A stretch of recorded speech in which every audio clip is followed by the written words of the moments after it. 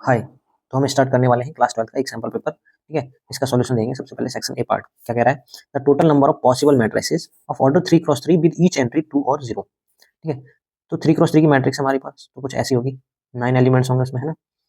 तो अब हम क्या करेंगे यहाँ पे, हर एक एंट्री पे क्या कर सकते हैं हम, 2 पुट कर सकते हैं या फिर 0 पुट कर सकते हैं। ठीक है, तो यहाँ पे 2 एंट्री फिल की जा सकती है, तो 2 की पावर कितनी हो जाएंगी यहाँ पे, 9 एलिमेंट्स तो 9 हो जाएंगे, तो 2 की पावर 9 आपका आंसर हो जाएगा, जो कि कितना होता है 512। तो आपका राइट आंसर हो जाएगा डी।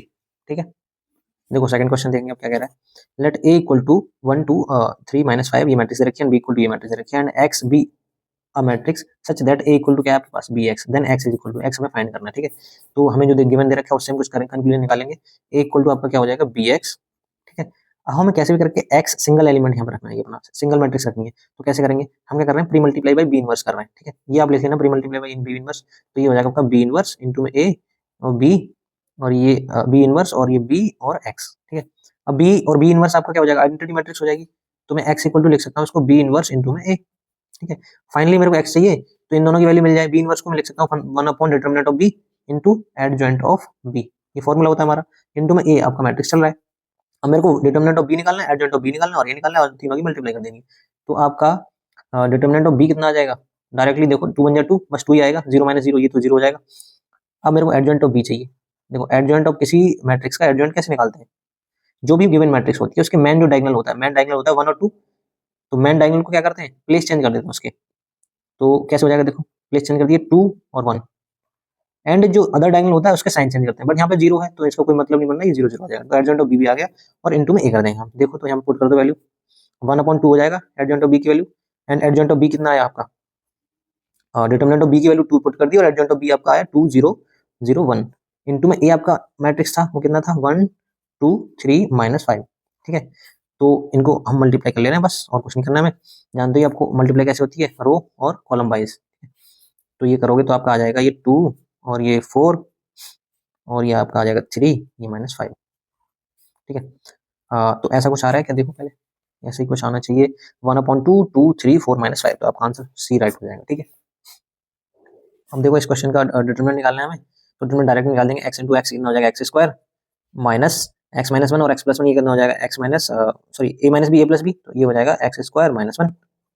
तो आप इसके ब्रैकेट ओपन करोगे तो x square minus x square plus में 1, तो एक्स स्क्वायर से एक्स स्क्वायर गया तो आपका 1 आंसर आ जाएगा। ठीक है, अब देखो क्वेश्चन नंबर 4, आपको दे रखा है y equal to tan inverse और a cos x minus B sine X upon में आपको दे रखा है b cos x plus a sine X. ठीक है, और देन आपको इसका डिफरेंशिएशन निकालना है डी बाई डी एक्स, ये जो कि पूछा है हमसे। ठीक है, क्या होगा इसमें से देखते हैं, सॉल्व करेंगे पहले। अब देखो क्वेश्चन को स्टार्ट करने से पहले हम समझो क्या करना है इसमें। ठीक है, तो करना क्या है इसमें, यहाँ पे टेन इनवर्स लिख रहा है, तो हमें यहाँ कुछ ना कुछ यहाँ पे जो वैल्यू होगी हमारी वो 10 में आनी चाहिए, वो 10 समथिंग कुछ भी हम बनाना चाह रहे हैं हम यहाँ पे। तो 10 समथिंग कुछ बनाना चाह रहे हैं तो क्या अप्रोच लगाएंगे, देखो बी कॉस एक्स से डिवाइड लगाता हूँ। ठीक है, ताकि यहाँ पे ये प्रॉपर 10 बन जाए।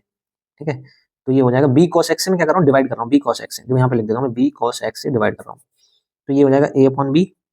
ठीक है, ये हो जाएगा बी कॉस एक्स से डिवाइड लगाऊंगा तो बी से बी चला जाएगा, ये हो जाएगा आपका 10x, और अपॉन में आपका ये हो जाएगा बी कॉस एक्स से डिवाइड लगाया था 1, और ये बी कॉस एक्स लगाया तो ए अपॉन बी और 10x, ऐसा कुछ बन गया हमारे पास। ठीक है, अब मैं 10 में इसको कन्वर्ट करना चाहता हूँ आइडेंटिटी में, है ना।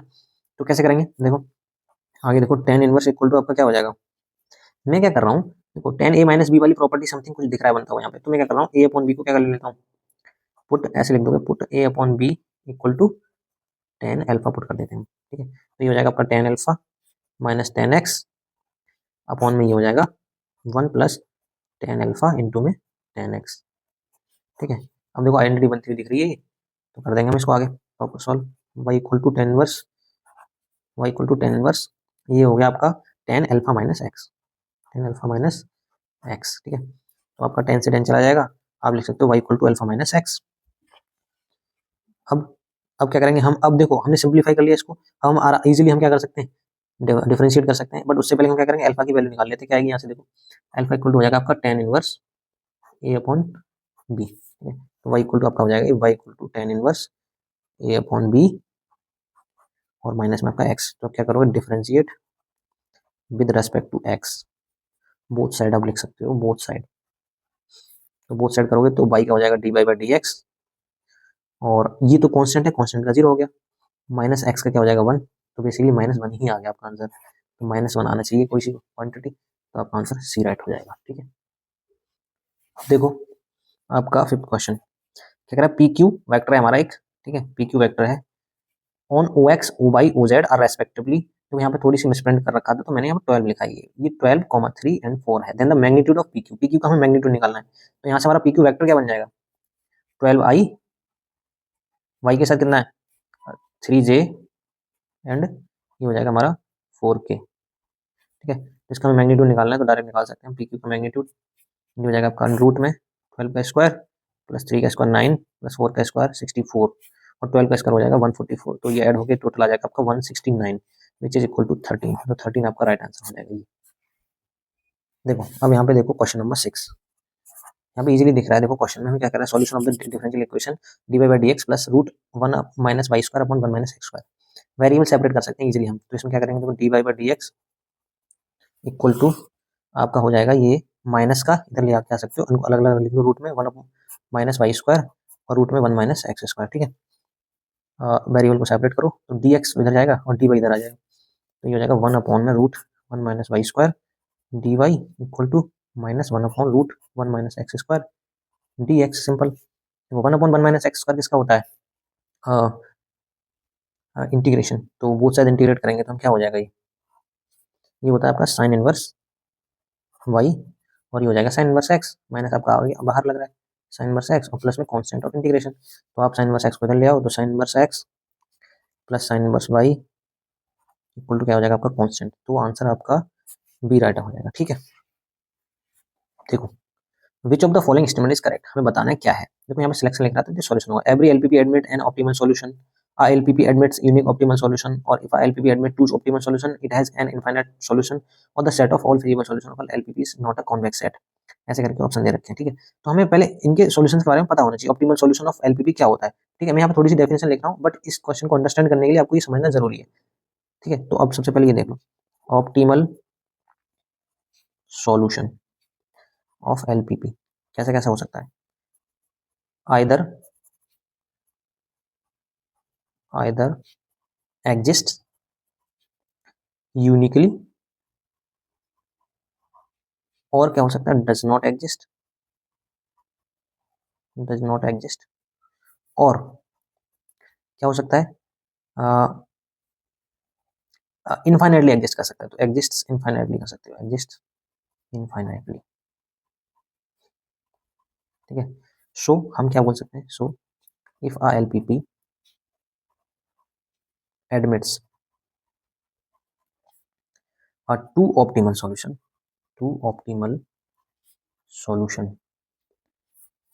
this implies it has an infinite number of optimal solution। ठीक है, देखो ये कह रहा है कि एवरी एलपीपी एक ऑप्टिमल सॉल्यूशन रखती है। गलत है, क्योंकि जरूरी नहीं है। देखो 3 केस बन रहे हैं यहाँ पे, देखो ये वाले, तो ये तो हमारा रॉन्ग हो गया। LPP admit unique optimal solution, ये भी रॉन्ग है, क्योंकि देखो तीनों में आ सकता है, कोई भी केस आ सकता है, यूनिकली भी हो सकते हैं, डज नॉट एग्जिस्ट भी कर सकता है, और एग्जिस्ट इनफाइनाइटली भी हो सकता है। तो हमारा देखो क्या सेटिस्फाई कर रहा है, if LPP admits two optimal solution it has an infinite solution. तो हम ये वाला राइट आंसर लगा देंगे इसमें, ये हमारा करेक्ट आंसर हो जाएगा। अब देखो क्वेश्चन नंबर 8 क्या कह रहा है, if B and C are the position vector of the point B and C. तो इसको फिगर बना लेते हैं पहले। ये आपका मान लो ये ओरिजिन है और ये बी पॉइंट है आपका, और ये है आपका सी। ठीक है, इसको मैं क्या कर रहा हूँ, ज्वाइन कर देता हूँ। तो ये आपका ओ बी वैक्टर है और ये ओ सी वैक्टर है। ठीक है, ये बी वैक्टर दे रखा है ओ बी आपका, और ओ सी दे रखा है सी वैक्टर। ठीक है, अब क्या कह रहा है, then the position vector of the point D such that B D equal to आपको कितना दे रखा है 4BC। ठीक है, अब देखना जरा, मैं BC की वैल्यू कैलकुलेट करूंगा, कैसे निकालूंगा। BC आप कैसे निकालोगे, BC का डायरेक्शन अगर इधर कर दें हम और इसका इधर कर दें और इसका इधर, तो देखो ट्रायंगल की दो साइड्स को सेम ऑर्डर में लेने पे उसका रिजल्टेंट तीसरी साइड को अपोजिट ऑर्डर में लेने पे मिलता है। तो ये बन जाएगा आपका BO और OC। तो ये हो जाएगा आपका 4 टाइम्स BO प्लस OC। ठीक है, और सेम देखो BC को मैं क्या लिख पा रहा हूँ, B से O तक गया और O से एंड किया, तो O से स्टार्ट किया मैंने अगला वेक्टर। BO और OC लिख रहा हूँ, तो BD को मैं क्या लिख सकता हूँ, इसको लिख सकता हूँ BO प्लस में OD लिख सकता हूँ सिमिलरली करके। ठीक है, अब OD वेक्टर रह गया आपका यहाँ पे और BO को मैं उधर ले जाऊंगा, इसको 4 टाइम्स बी ओ लिख दो, और ये प्लस का बी ओ माइनस का बी ओ हो जाएगा इधर पे जाके, और ये 4 टाइम्स ओ सी हो जाएगा आपका। ठीक है, फाइनली ओडी वेक्टर को मैं डी वेक्टर लिख सकता हूँ, स्मॉल डी वेक्टर। ठीक है, जैसे ओबी को मैं स्मॉल बी वेक्टर लिख पा रहा हूँ, और बीओ को देखो ओबी वेक्टर था मेरे पास और ओसी वेक्टर था। ठीक है, बट मैंने क्या किया, मैंने बीओ लिखा। ठीक है, अब बीओ से मैं क्या कर रहा हूँ, ओबी में कन्वर्ट करूंगा तो साइन चेंज हो जाएगा। ओबी को तो मैं ओबी को तो मैं क्या कर सकता हूँ, अब देखो क्या मैं करता हूँ, 4 बीओ में से एक बी हो गया तो 3 बीओ रह गया आपका, 3 बीओ प्लस में क्या हो जाएगा 4 ओसी। ठीक है, अब देखना डी वेक्टर कैसे मिलेगा मेरे को। देखो बीओ को मैं क्या लिख सकता हूँ, बीओ को, ओबी वेक्टर था मेरे पास बी, तो बीओ डायरेक्शन चेंज कर रहा हूँ तो माइनस बी हो जाएगा, तो माइनस का 3 बी वेक्टर, और ये 4 ओसी को लिख सकता हूँ 4 सी वेक्टर। फाइनली कैलकुलेट करके लिख दो आप 4 सी वेक्टर माइनस का 3 बी वेक्टर, ये आपका राइट आंसर हो जाएगा, जो कि आपका ऑप्शन नंबर बी है। इसको मैंने करेक्ट करके लिखा, ये ऑप्शन गलत था, तो ये आपका राइट आंसर हो जाएगा। अब देखो, आप देखो क्वेश्चन नंबर 9, ये आपका थोड़ा सा मिसप्रिंट है तो मैं डायरेक्ट यहाँ पे लिख देता हूँ, करेक्ट आपका 0 to π/2 लिमिट है आपकी, और ये आपका sec की पावर 5x अपॉन में sec की पावर 5x प्लस cosec की पावर 5x, और ये आपका dx, इसकी हमें वैल्यू एवेल्युएट करके बतानी है। ठीक है, तो इसको दो तरीके हैं करने के, या तो आप चाहो तो इसको sec को cos में कन्वर्ट कर लो, फिर आप क्या करो प्रॉपर्टी लगाओ, डेफिनेट इंटीग्रेशन है, या फिर आप डायरेक्ट भी कर सकते हो, क्यों ही हमें कन्वर्ट करना है, तो हम अपना डायरेक्टली लगाते हैं। जब हमें प्रॉपर्टी लगानी है तो आप क्या करोगे, इसमें एक हमें प्रॉपर्टी पता होती है क्या, देखो सिंस एक हमें पास प्रॉपर्टी होती है 0 to a वाली, एफ एक्स डी एक्स, इसको हम क्या करते थे 0 to a लिमिट रहती थी, a माइनस एक्स लिख देते थे एक्स की जगह पे, फंक्शन में a minus x D x. ठीक है, तो इस प्रॉपर्टी का हम यूज करेंगे। देखो कैसे होगा, यहाँ पे इसको आई लेट कर लो, तो यहाँ पे आई इक्वल टू आपका हो जाएगा 0 to π/2, ये प्रॉपर्टी लगाओगे a माइनस एक्स वाली। ठीक है, तो यहाँ पे a की जगह पे π/2, तो π/2 माइनस एक्स हो जाएगा एक्स की जगह पे, तो ये हो जाएगा आपका sec स्क्वायर, एक्स की जगह पे π/2 माइनस एक्स हो गया बाई प्रॉपर्टी, यहाँ भी same sec square π/2 minus X plus cosec, sorry square लगा दिया मैंने, यहाँ पे 5 है आपका पावर, और ये हो जाएगा कॉसेक 5x π/2 माइनस एक्स। ठीक है, ये आपका फाइनली हो गया यहाँ पे, और फर्दर इसको सिंप्लीफाई करेंगे तो क्या हो जाएगा 0 to π/2। अब देखो sec 90 माइनस थीटा क्या होता है आपका, कॉसेक थीटा, चेंज हो जाते हैं π/2 पे तो चेंज हो जाता है एंगल, तो कॉसेक, इसको लिख सकते हैं हम कॉसेक की पावर 5x। ठीक है, अपॉन में क्या हो जाएगा आपका, सेक किस में हो जाएगा कॉसेक में कन्वर्ट, तो कॉसेक की पावर 5x प्लस कॉसेक हो जाएगा सेक में, तो सेक की पावर 5x। ठीक है, अब देखो इसको इक्वेशन 2 मान लो और इसको मान लो आप फर्स्ट। फर्स्ट और सेकंड को आप ऐड करोगे तो क्या मिलेगा आपको, देखना जरा, power 5x plus cosec power 5x, और नीचे हो जाएगा डिनोमिनेटर में सेम, तो आप क्या कर सकते हो आई इक्वल टू आई, और आई ये हो जाएगा 2i, इधर भी ऐड करना ना भूलें, मैक्सिमम स्टूडेंट्स इधर ऐड करना भूल जाते हैं, आई आई और आई कितना हो जाएगा 2i, और आपकी लिमिट हो जाएगी 0 to π/2, न्यूमरेटर और डिनोमिनेटर सेम हो जाएंगे, दोनों को ऐड करोगे तो आपका 1 रह जाएगा सिंपली dx। अब 2i इक्वल टू 1 का इंटीग्रेशन क्या होता है, 1 का इंटीग्रेशन होता है x, लिमिट आपकी 0 to π/2। ठीक है, तो ये हो जाएगा आपका 2i इक्वल टू, और x की जगह पे π/2 पुट कर दो। ठीक है, और ये 2 आप इधर लेके आओगे तो i इक्वल टू आपका फाइनली क्या हो जाएगा π/4, राइट आंसर हो जाएगा आपका, तो π/4 आपका आंसर नंबर सी ऑप्शन, आपका आंसर सी करेक्ट हो जाएगा इसमें। देखो आपका क्वेश्चन नंबर 10, अगर if A is a square matrix then A into A क्या होगा। ठीक है, ये आपका कोई एनी स्क्वायर मैट्रिक्स है। ठीक है, तो आपका ए इंटू ए क्या होगा, तो हम इसमें इस टाइप के क्वेश्चन में ना हम एग्जांपल लेके देख सकते हैं। देखो अगर मैंने इसमें लिया रैंडमली कोई मैट्रिक्स लिया 1 2 3 4, ठीक है, और एक और लिया मैंने ये मैट्रिक्स सेम 1 2 3 4, तो ए इंटू ए करोगे तो इसमें क्या आएगा, कोई ना कोई मैट्रिक्स मिलेगी, है ना। ठीक है, तो नन ऑफ दीज भी नहीं होगा, इसमें ऑप्शन देख लेते हैं एक बार करके। अगर मैंने इसमें जीरो मैट्रिक्स ली दोनों, ए इंटू ए किया इक्वल टू जीरो मैट्रिक्स ली, 0 इंटू 0 किया तो जीरो मैट्रिक्स आएगी, आइडेंटिटी मैट्रिक्स ली तो identity into identity identity matrix आएगी, और डिफरेंटली तो डिफरेंट आएगी, तो कुछ कह नहीं सकते इसमें से। ठीक है, तो जरूरी नहीं है इनमें से कोई मैट्रिक्स बने तो नन ऑफ दीज इसका आंसर आएगा। ठीक है, नन ऑफ दीज आपका राइट आंसर हो जाएगा इसमें। देखो आपका क्वेश्चन नंबर 11 है आपका एलपीपी से। ठीक है, क्या कह रहा है, minimum Z minimize Z equal to minus 3x plus 4y, तो फंक्शन है हमारा मिनिमम करना है इसको z equal to minus 3x plus 4y, subject to constant दे रखे हैं आपको, तो लिख लो इनको subject to constant x plus 2y less than equal to 8, और 3x plus 2y less than equal to 12, और आपका x greater than equal to 0 और y greater than equal to 0। तो हमें पॉइंट प्लॉट करने हैं तो इनके पॉइंट निकालने पड़ेंगे। ग्राफ बनाना है तो देखो कैसे करेंगे। हम क्या करते हैं, इसमें x की वैल्यू 0 लिखते हैं एक बार। x की वैल्यू 0 ली तो y की वैल्यू आपकी आ जाएगी 4, ठीक है।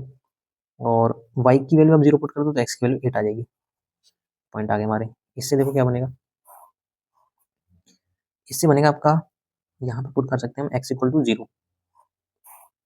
तो ये देखो x इक्वल टू मैंने 0 पुट किया तो y इक्वल टू आपको मिल गया 6, है ना। और y इक्वल टू 0 तो x इक्वल टू 4, तो y इक्वल टू 0 तो x इक्वल टू 4। अब आपके ये तो है ही x greater than equal to 0 और y greater than equal to 0। आप प्लॉट कर लो उसको थोड़ा सा, कैसे बनेगा देखो।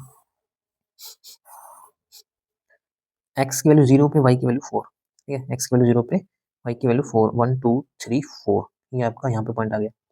और x की वैल्यू 8 और y की वैल्यू 0, 1 2 3 4 5 6 7 8, यहाँ पे आपको सॉरी x की वैल्यू 8 पे y की वैल्यू 0, तो ये आपको पॉइंट मिल जाएगा, ठीक है। अब देखो हम क्या करेंगे, इन दोनों पॉइंट्स को जोड़ेंगे, ऐड करेंगे और ये किसका ग्राफ बन गया हमारा। नाम जरूर लिखना है आपको इसका। तो ये है आपका x plus 2y equal to 8, ठीक है। और 3x plus 2y less than equal to 12 का कैसे ग्राफ प्लॉट होगा देखो। तो x की वैल्यू 0 पे y की वैल्यू 6 दे रहा है, तो x की वैल्यू 0 यहाँ पे होगी और y की वैल्यू 6 क्या आएगी, 4 था, ये 5 हो गया, ये 6 हो गया, ये आ गया आपका एक पॉइंट। और x की वैल्यू 4, 1 2 3 4, ये x की वैल्यू 4 पे y की वैल्यू 0, तो यहीं पे पॉइंट आ जाएगा। इन दोनों को ज्वाइन कर दो, इस लाइन का ग्राफ है आपका 3x plus 2y equal to 12, ठीक है।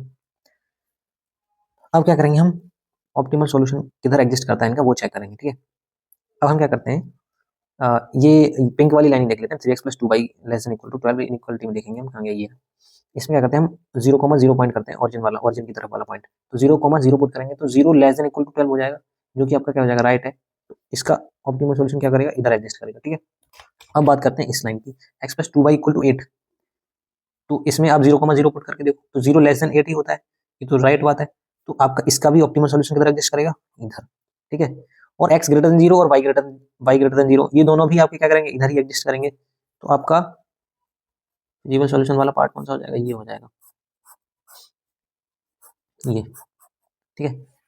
अब क्या करोगे, यहाँ पे कॉर्नर पॉइंट को देखो कितना है, ये था आपका 0,0 और ये था आपका 0,4, और ये था, ये पॉइंट आपको निकालना पड़ेगा। अगर देखो आपके पास ग्राफ में आ रहा है पॉइंट एग्जैक्ट तो आप लिख सकते हो, नहीं तो आप सॉल्व कर सकते हो, कैसे मैं बताऊंगा अभी। और ये है आपका 4,0, ये कैसे मिलेगा, ये देखो कौन दो पॉइंट इंटरसेक्ट, कौन दो लाइन इंटरसेक्ट कर रही है इसको, ये दोनों लाइन। तो इन दोनों को हम सॉल्व कर सकते हैं रख के ऊपर, जैसे हमने 10th में किया था।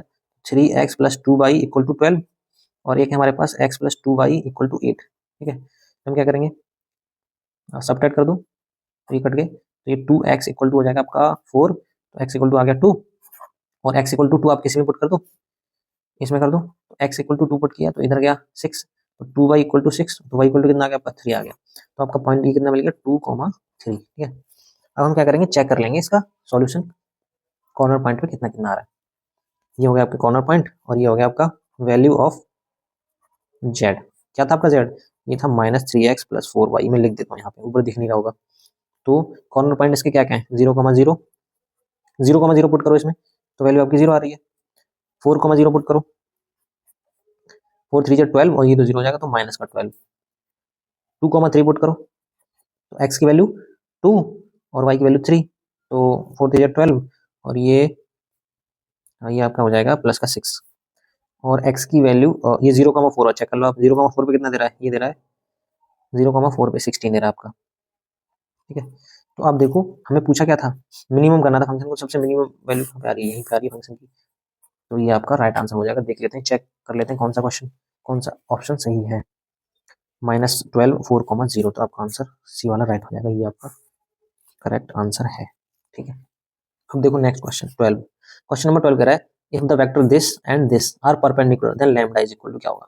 और हमें सबको पता है दो वेक्टर परपेंडिकुलर होते हैं तो a dot b equal to क्या होता है, 0 होता है। तो इन दोनों को 0 के इक्वल रखोगे तो कैसे क्या आएगा, तो इन दोनों की डायरेक्ट प्रोडक्ट कर देता हूँ, 3 2 जा 6, आई का आई के साथ और जे का जे के साथ, ये हो जाएगा आपका माइनस का लैम्डा और ये हो जाएगा प्लस का 8 इक्वल टू 0। तो minus lambda plus 14 equal to 0, तो लैम्डा इक्वल टू कितना आ जाएगा 14, तो आपका डी ऑप्शन राइट हो जाएगा। क्वेश्चन नंबर 13 देखो, क्वेश्चन नंबर 13 कह रहा है the adjoint of matrix A, ठीक है, किसी मैट्रिक्स का एडजॉइंट कैसे निकालते हैं।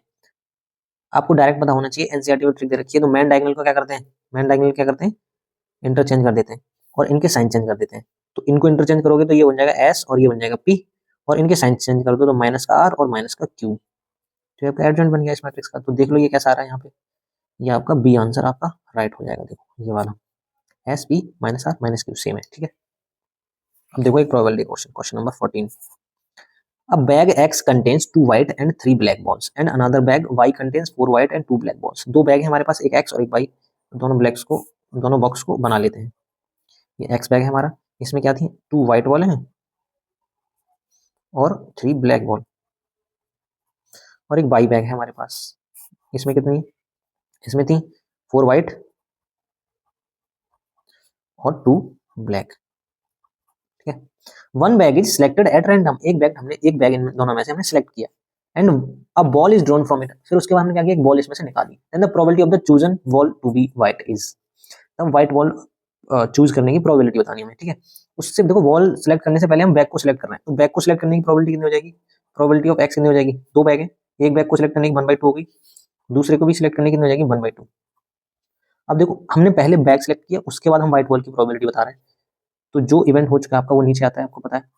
तो प्रोबेबिलिटी ऑफ व्हाइट बॉल बतानी है जब आपका इवेंट ये यानी एक्स बैग सिलेक्ट हो चुका है, तो उसकी प्रोबेबिलिटी कैसे होगी, उसकी प्रोबेबिलिटी निकलेगी इसमें से 2, टोटल बॉल कितनी 5, और 2 आपके फेवर में, तो फेवर वाली है कितनी 2 अपॉन में टोटल 5, ठीक है।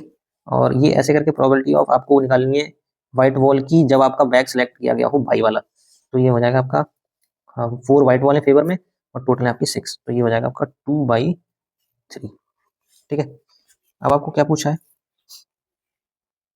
अब आपको पूछा है कि व्हाइट बॉल किस तरीके से चूज की जा सकती है ना। तो व्हाइट बॉल दो तरीके से चूज की जा सकती है, या तो यहाँ से आई हो बॉल वो, या फिर यहाँ से, तो टोटल प्रोबेबिलिटी का केस लग रहा है, साफ साफ दिख रहा है दोनों केसेस से बनेगा। तो आप टोटल प्रोबेबिलिटी निकाल दो, प्रोबेबिलिटी ऑफ व्हाइट बॉल क्या हो जाएगा, जब पहले मैंने एक्स बैग को सिलेक्ट किया गया हो उसके बाद व्हाइट बॉल निकालने की प्रोबेबिलिटी ये आ जाएगी यहाँ पे, प्लस जब मैंने वाई बैग सेलेक्ट किया हो उसके बाद प्रोबेबिलिटी ऑफ व्हाइट बॉल, इनके नंबर्स को आप पुट कर दो, ये हो जाएगा आपका 1/2 और ये हो गया आपका 2/5, हमने सब निकाल चुके हैं ऊपर, और ये 1/2 और ये 2/3, ये 2 से 2 गया, ये भी 2 से 2 गया, तो आपको हो जाएगा 1/5 plus 1/3 which is equal to 8/15, right answer हो जाएगा आपका 8/15, तो सी राइट आंसर हो जाएगा। अब देखेंगे हम question number 15, x plus 1 d by by d x equal to 2x/, इसका हमें क्या बताना है, सॉल्यूशन बताना है। तो वेरिएबल सेपरेट करो इसके, ये हो जाएगा आपका dx उधर जाएगा और y के एलिमेंट इधर लेके आते हैं, तो 1/y और dy ये हो जाएगा 2x अपॉन में x प्लस 1 और dx, ठीक है। देखो इसका तो इजीली हम इंटीग्रेट कर सकते हैं, फिर इसका कैसे करेंगे, तो हम क्या करते हैं, इसको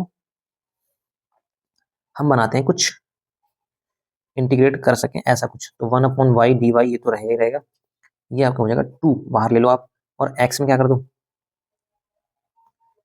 एक बार +1 कर दो और एक बार -1, ठीक है, और अपॉन में आपका चल रहा है x प्लस 1, ठीक है। तो ये वाली क्वांटिटी एक साथ ले लेते हैं हम लोग, तो क्या हो जाएगा, ये देखो 1/y dy equal to 2 x plus 1 upon x plus 1, ये तो रह जाएगा 1 इधर, और इधर रह जाएगा 1 माइनस 1, ये 1 अपॉन में x प्लस 1 dx। अब बोथ साइड इंटीग्रेट कर दो आप, तो ये 1/y का कितना हो जाएगा log y, 2 टाइम्स 1 का क्या हो जाएगा x हो गया, और 1/x का क्या होता है log x, तो ये 1/x प्लस 1 का हो गया log x प्लस 1 और प्लस में कांस्टेंट, तो ऐसा कुछ आंसर आता हुआ दिख रहा है हमें, log y इक्वल टू 2 बाहर है x minus log x plus 1, तो आपका आंसर वी राइट हो जाएगा, ठीक है। कोई दिक्कत यहाँ तक, देखो इसमें तो डायरेक्ट प्रॉपर्टी लगेगी आपकी 16 में, a and b are collinear होते हैं, जब कोलिनियर होते हैं तब क्या होता है, वेक्टर, पहला ऑप्शन है if they are parallel to same line irrespective of their magnitude and direction, simple सी बात है, सही तो है ये। देखो कोलिनियर होते हैं तब उनका क्या होता है, वो एक दूसरे के पैरेलल होते हैं, बट उनका मैग्नीट्यूड और डायरेक्शन पे कोई फर्क नहीं पड़ता। देखो इसका मैग्नीट्यूड कम है इससे,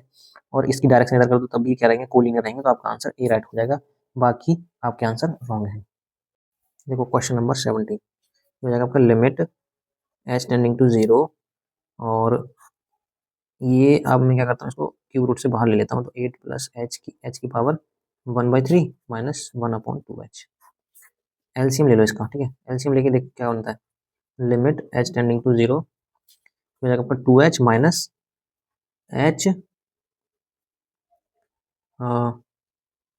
एलसीएम क्या आएगा इसका, ये आएगा एलसीएम 2h और 8 प्लस h की पावर 1/3, ठीक है। अब क्या करेंगे हम, एलसीएम लो प्रॉपर तरीके से इसको। ये तो डिनोमिनेटर में एलसीएम आ गया, ये हो जाएगा आपका, सॉरी ये h नहीं आएगा पर 2 माइनस, और ये हो जाएगा आपका 8 प्लस h की पावर 1/3, ठीक है। अब आप h टेंडिंग टू 0 पुट करना। देखो h की जगह पे 0 पुट किया तो ये नीचे वाली टर्म 0 हो गई, और ऊपर h की जगह पे 0 पुट करेंगे तो ये 8 की पावर 1/3, बेसिकली 2 की पावर 3 लिख सकते हैं। 8 को 3 से 3 गया तो 2 माइनस 2 ऊपर भी 0 हो गया, तो आपकी फॉर्म बन गई है 0/0 की, ठीक है। तो 0/0 फॉर्म बनती है तो आप क्या कर सकते हो, एल हॉपिटल रूल लगा सकते हो। तो भाई एल हॉपिटल रूल ये वो क्या कहता है कि ऊपर का डिफरेंशिएशन ऊपर करते हैं, नीचे का डिफरेंशिएशन नीचे करते हैं। तो हो जाएगा लिमिट h टेंडिंग टू 0, 2 का तो 0 हो जाएगा आपका, और माइनस x की पावर n लगाओ फॉर्मूला। तो x की पावर n का होता है nx n माइनस 1। तो 1/3 में से 1 माइनस करोगे तो ये आ जाएगा आपका माइनस का 2/3 अपॉन में, ये आपका चल रहा है 2, और इसको आप लिख सकते हो, हाँ फर्स्ट इंटू सेकंड लगा दो। देखो एक फंक्शन ये दिख रहा है, ये दिख रहा है, तो आप कर दो फर्स्ट डी/dx सेकंड, इसका करो तो 1/3 8 plus h n minus 1, 1/3 minus 1 हो जाएगा, ये माइनस का 2/3, ठीक है। अब आगे plus second as it is रहेगा 8 प्लस h की पावर 1/3, और फर्स्ट का हो जाएगा h का हो जाएगा 1, तो ये आपका फाइनली ये आ गया आपका, ठीक है। ये कर्ली ब्रैकेट में डाल दिया मैंने, लिमिट h टेंडिंग टू 0, या फिर h की जगह लिमिट सीधे डायरेक्ट पुट करते हैं, ठीक है। h की जगह लिमिट पुट करते हैं तो ये हो जाएगा आपका माइनस का 1/3 इंटू में 8 की पावर माइनस 2/3, h की जगह पे तो 0 हो गया, और h की जगह पे 0 पुट करेंगे तो ये वाली टर्म तो आपकी गई, तो ये नीचे हो जाएगा आपका 8 की पावर 1/3, और देखो 2 से डिवाइड इसमें भी टर्म में लगेगा और इस टर्म में भी लगेगा, तो 2 आपका यहाँ आ जाएगा। सॉरी मल्टीप्लाई बोला, मल्टीप्लाई है, 2 से मल्टीप्लाई इस टर्म में भी लगेगा और 2 से मल्टीप्लाई यहाँ भी जाएगा, तो ये वाला तो 0 हो जाएगा, 2 से मल्टीप्लाई वहाँ पे चला गया, इसलिए आपका 2 आ गया। अब देखो अब फर्दर सिंप्लीफाई करेंगे इसको, दिस इम्प्लाइज ये आपका हो जाएगा, देखो ये 2 यहाँ पे आ जाएगा मल्टीप्लाई में, ये हो जाएगा माइनस का 1/6, ठीक है। और देखो इसको मैं लिख सकता हूँ, इसको लिख सकता हूँ मैं 2 की पावर 3, 2 की पावर 3, और ये हो गया माइनस 2/3, और इसको लिख सकता हूँ मैं 2 की पावर 3, ये 1/3, 3 से 3 गया और 3 से 3 गया यहाँ पे, ठीक है। तो ये आपका हो जाएगा फाइनली माइनस 1/6, और 2 की पावर माइनस 2 को नीचे लेके आता हूँ, 2 की पावर 1/2 हो जाएगा ये, सॉरी ये हो जाएगा आपका, देखो नीचे रह गया 1/2, और ये 2 की पावर माइनस 2, ये प्लस नीचे हो जाएगा 3, आपका पावर 2 की पावर 3 हो जाएगा, तो 2 2 जा 4, 2 जा 8, और 8 6 48, माइनस का 1/48 इसका आंसर आ गया इस लिमिट का, ठीक है। तो आप राइट आंसर सही कर दोगे, माइनस का 1/48 ही आपका राइट आंसर हो जाएगा। देखो इस क्वेश्चन को आप डायरेक्टली सॉल्व करो। The angle between the line x equal to 1 और y इक्वल टू 2, ये वाली लाइन किसमें होगी, देखो मैं बना देता हूँ, ये आपका एक्स वाई जेड प्लेन बन गया, ये x, ये y और ये z, ठीक है। अब मैं क्या कर रहा हूँ, x इक्वल टू 1 और y इक्वल टू 2, ये एक्स वाई प्लेन में होगी, तो ये इस लाइन में होगी आपकी, इस प्लेन में होगी, सॉरी इस प्लेन में आपकी लाइन एग्जिस्ट करेगी, ठीक है। और यहाँ पे क्या करें, y इक्वल टू -1 और z इक्वल टू 0, ये वाई जेड प्लेन में होगी आपकी, तो वाई जेड क्या है आपका,